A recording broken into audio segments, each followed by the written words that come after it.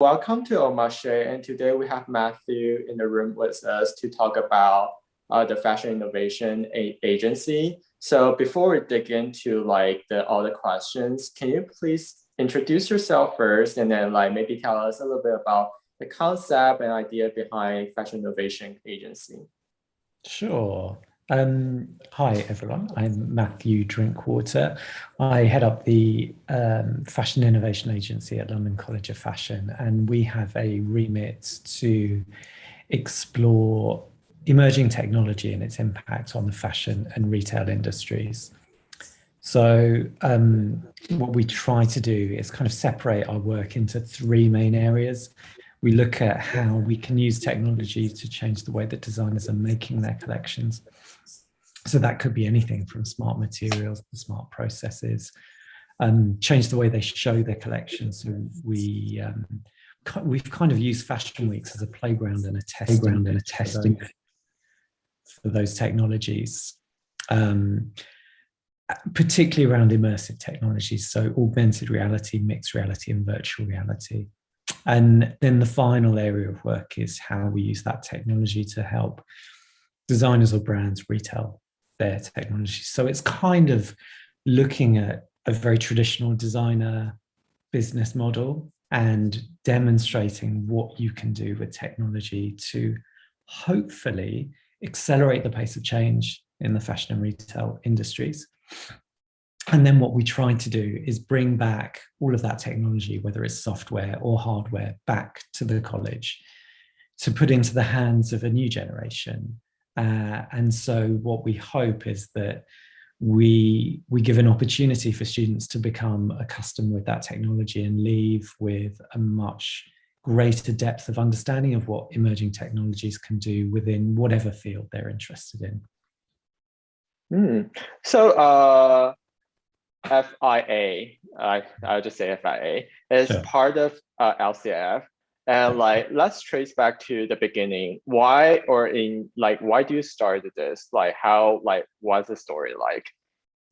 So the FIA was actually born out of European funding almost 9 years ago now. And I think there was a realization that traditional designer businesses needed to evolve. And so I think, I have to give credit to a lot of the team at London College of Fashion who had that ambition back in late 2012, early 2013, to look at where technology could play a part in doing that. And I think, what I was given 9 years ago was a blank sheet just to begin to see what worked. And a lot of our early experiments were looking at how we could just bring technology closer to traditional fashion design and begin to see what conversations that would start, how we could change even the language that we use between traditional fashion and technology. There's a big gap. So it was about trying to just narrow down the giant gap, but also recognizing that there was an opportunity to redesign fashion businesses that were struggling very badly to grow. Everybody beginning to try and create exactly the same way of creating a wholesale collection, showing at Fashion Week.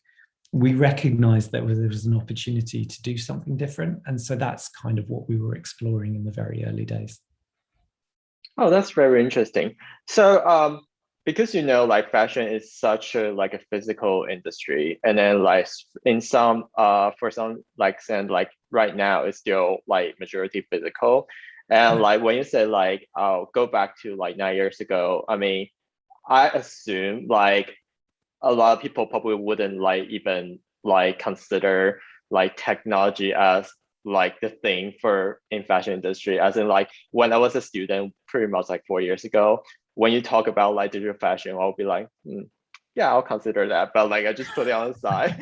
But obviously right now pandemic changed a lot of things, and obviously rising of the digital fashions and NFT and stuff.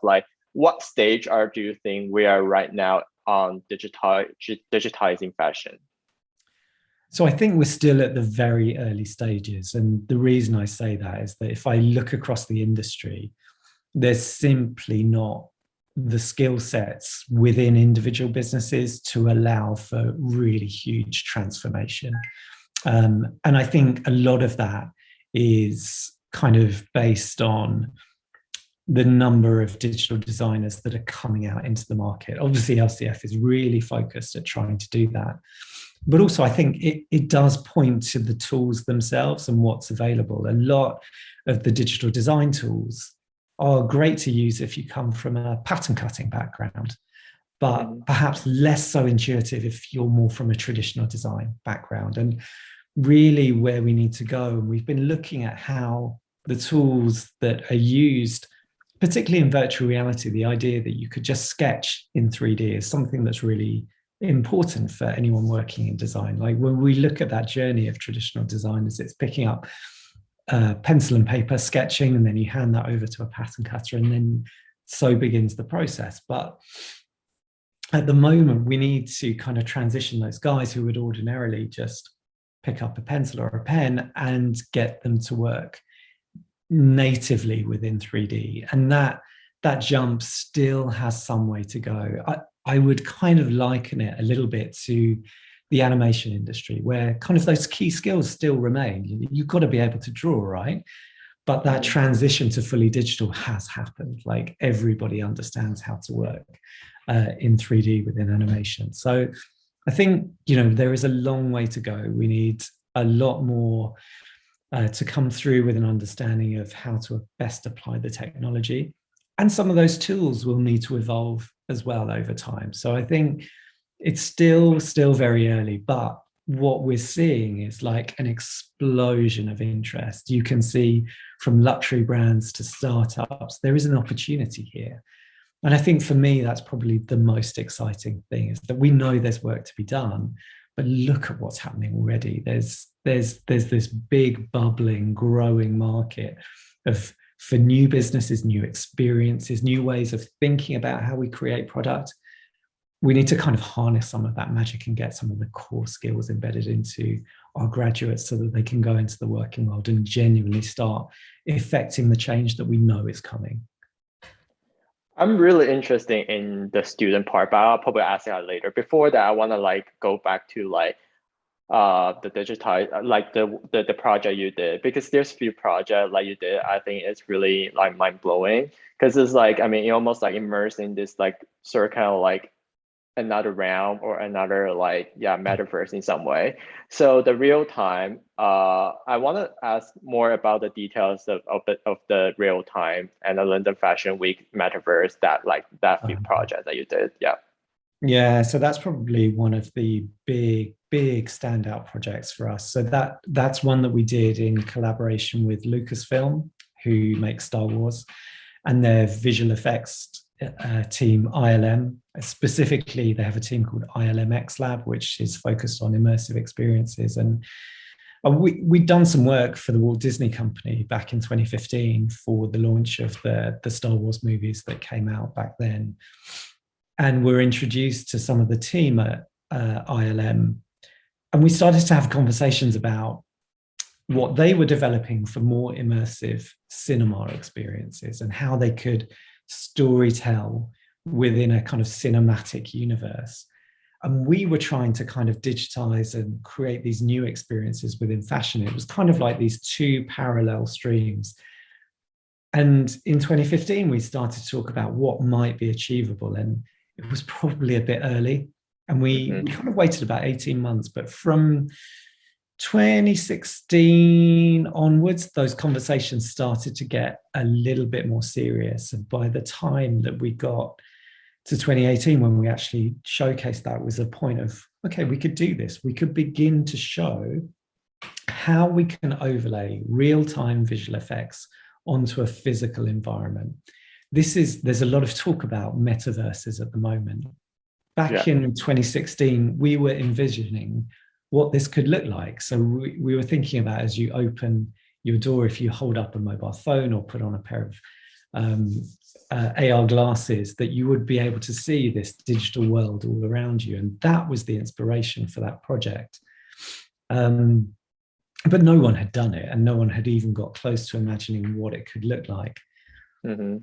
that was our starting point, and we brought in Stephen Ty, who's a London-based designer, to work with, and Stephen was amazing and had great visions of. Well, his inspiration for the collection that season was the city of Macau, which is where he was born.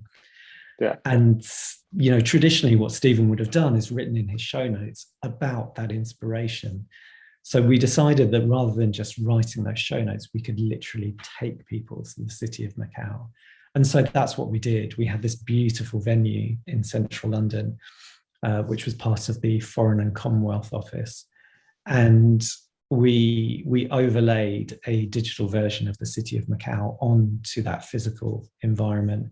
And it was changing in real time. So it kind of morphed from the city into an overgrown jungle, kind of reflecting all of the things that, are just how much immersion you could create. And it was really exciting, kind of over 30-minute cycles, this was all changing. And so the longer that you stayed at the presentation, the more that you saw. And I think we had about 1,000 people come through the doors in that 2-hour presentation.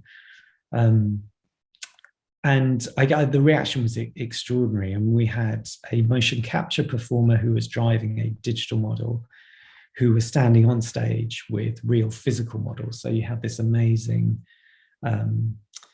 distinction between real life models and digital models. Oh. And at one point, we had a couple of digital outfits that were able to be transitioned from one to the other seamlessly. So the digital model walks to the center of the stage at one point, takes a bound, the clothes change from one outfit to the other. And it was a really extraordinary early experiment in what is going to be possible. Will we get to a point where you could be augmenting what you wear in real time? Could we be adding visual effects to our clothes? Could you be downloading digital garments to your body? And it's a conversation which, kind of fast forward to 2021, has started to become reality. These things are beginning to become more and more possible. So it was an amazingly exciting project, and just an early example of what metaverse experiences are going to look like. That's very interesting. So when you go into that location, do you need to wear the VR goggles or So ideally that was the plan, but back in 2018, trying to get mixed reality headsets for 1,000 people was kind of a stretch. And so what we had was a 5x3 meter LED screen where you could see the experience and see yourself within that experience. We also had up on the balcony a video camera which had a composite feed of everything around it, so you could actually see the entire experience. Kind of some of a very early example of what virtual production looks like. All of the techniques that the film and television industry have been using over the last couple of years. So yeah, I also like the project that you did, was this kind of digital models immersed in these really I don't know, a sort of kind of another round, and they just I mean, the model doesn't really have the head, but I mean, the garment just walk really dramatically, and then how the drape works and how line shines on the garments. I think that's really amazing.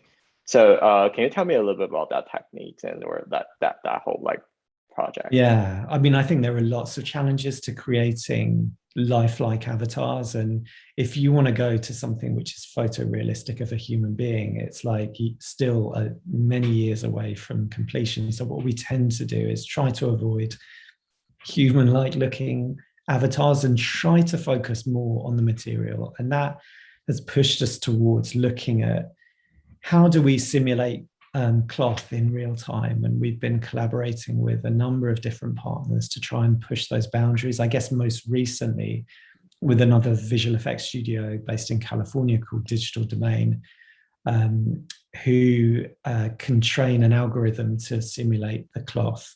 And so what we were able to do was send over kind of multiple movements of a model, simulated it through motion capture, and then they can train the garment to recreate how it would move and how the cloth would deform in real time. We can then take that model back, run it in real time in Unreal Engine, which is Epic Games' proprietary technology, and then you can begin to see just a level of realism which is getting to a point where you can really convince people that this is real material, but within a digital space. I mean, like, yeah, I mean, the details of it is really like insane. And then like how you do it, because normally when we saw I mean, maybe normally before like I look into the project you did, like I saw, like I think about digital fashion, I think it will be a little bit more or less of like more like a filter in some way. But that what you did is actually make the filter instead of like into a motion in a way, so that you can actually see the motion of a garment. So I think that's really impressive. So I mean, obviously, like a lot of students are sort of kind of like taking more or less of the information or ideas about digital fashions. And then like it is actually quite different from the traditional concept of fashion. So if the students want to like approach like this digital have this digital approach, I mean, how can it start? Yeah, I think actually it's really easy for them to start. Many of the tools, particularly for students, are free to use. So, you know, if you're interested in creating digital garments, then you can download free versions of many of the 3D design softwares, whether it be Clo3D or Browseware. Those are things that you can just download and start playing with. And I don't know how many tutorials there are across social media, but a lot. So I think a lot of that is just down to time and effort. And then, you know, once you've got those assets, it's kind of the pipeline then becomes quite interesting of how you want to export it. But getting a bit more understanding of how to use tools like Blender or DAZ 3D, and then game engines like Unity or Unreal Engine will become really important for those future experiences. And again, they're all free to use. So really, there's nothing holding anyone back from doing this other than kind of time, effort, and dedication. Yes, it's a different area to explore, but clearly the opportunities are really big. So yeah, that you need a fairly decent computer, I guess, and a good internet connection. The more powerful a computer you have, obviously, the easier it becomes to do it. But these are things which are available, and you can just go and start getting on with it. So yeah, we've been really encouraging as many people as we can to just begin to explore that opportunity. And, you know, as you said before, a lot of it was forced upon students in the last couple of years, because when you took away physical shows and end of year shows, which was heartbreaking for so many, it did force some to think about, well, what else could I do and how else could I showcase my work? Yeah, I mean, I think it is really interesting for students or for like designer in general to have this like new approach, because it sort of kind of opened up like the ideas of fashion in general, because it no longer just like belongs to like physical one, that will also be digital ones. So I think that's really interesting thing to talk about. And I know that you have like collaborated with like Microsoft on this like accelerators. Can you tell me a little bit about that? Yeah, we've had a really long-standing relationship with Microsoft over a number of years, and I think we met with them, I don't know, it must be 2016, and started to talk about how Microsoft could influence a student's journey. And we started with an incubator, just really simply giving students the tools to come up with a few ideas and then make a final presentation. And then in the following year, we moved on to an accelerator program, which was kind of looking more at real business ideas. How could you use technologies like mixed reality, artificial intelligence, or wearable technology to create a business idea? And so we kind of canvassed students for their ideas, and then we selected a few, and then they had a kind of 3-month intensive session of workshops to go through and start to formulate their final pitch ideas, which culminated in kind of a presentation at at Spitalfields in East London. And yeah, we selected one winner, which was Ashwini Deshpande's zero waste pattern cutting idea, which was kind of based on Microsoft's Azure platform. It was, I mean, to be honest, it was just really exciting to see students thinking about how to tackle some of the problems within the industry using technology and genuinely trying to make a difference. I think there are so many areas and avenues you can explore with emerging technology that, you know, we have a focus on immersive, but really there is limitless opportunities for them. So that, I mean, it was great, and Microsoft's support has been amazing over the years. So we were really keen to make sure that, I think, yes, that group of students had that experience, but there was a legacy in that we hold all of the hardware afterwards. So we have HoloLens 2s at our digital learning labs. We have access to cloud compute. These are all things which will really enable whoever's coming through to begin to formulate whatever ideas they have for the future too. That's really interesting. So our students are like all from like fashion design background, or they can be like? No, they were mixed groups, and we kind of had 3 or 4 in each team, and they were all from kind of different disciplines. Oh, and then they just like come up with like a new fresh ideas. Maybe it's doable in right now, maybe it's not, and then they just like pitch to. Yeah, exactly. And one of them, so the winner, Ashwini, was taken to Seattle to Microsoft's head office and kind of met the AI engineering teams to start help building the idea a little bit more. And I think it's been kind of one of those fundamental experiences for her in shaping her future career. Wow, that's very exciting.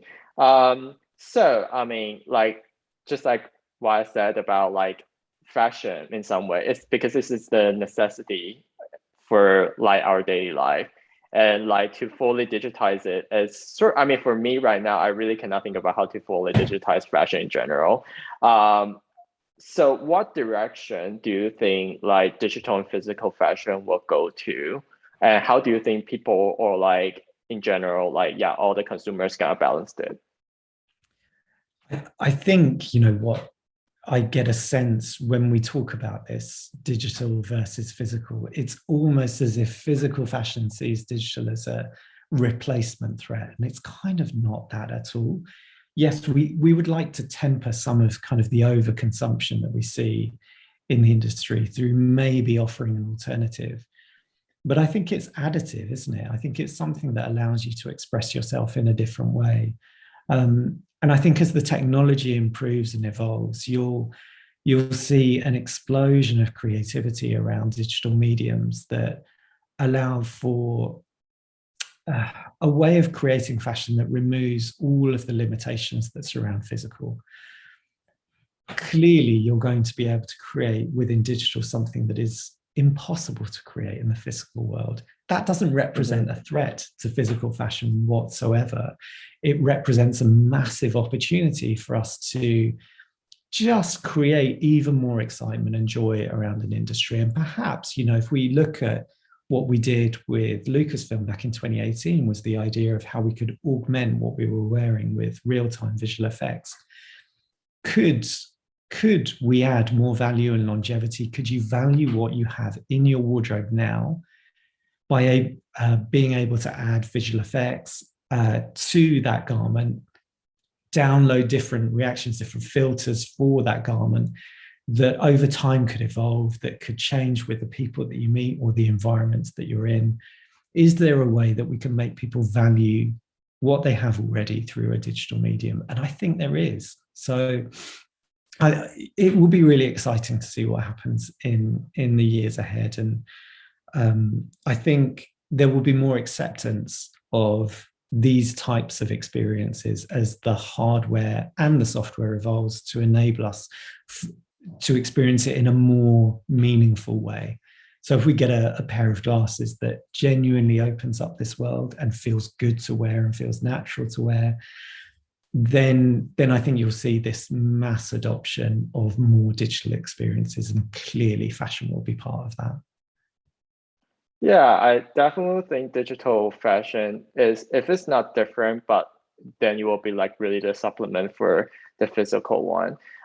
Just for like, because I think it's totally different. Like it's different kind of expression. Like it's different ways of thinking.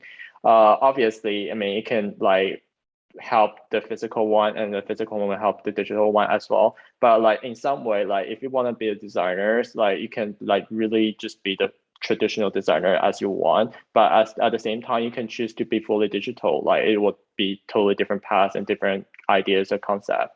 Yeah, I agree. And I would say that alongside kind of physical collections, you will see digital collections as a matter of course for every fashion brand. I think every brand will get to a point where alongside what they're creating physically, there will be something digital as well.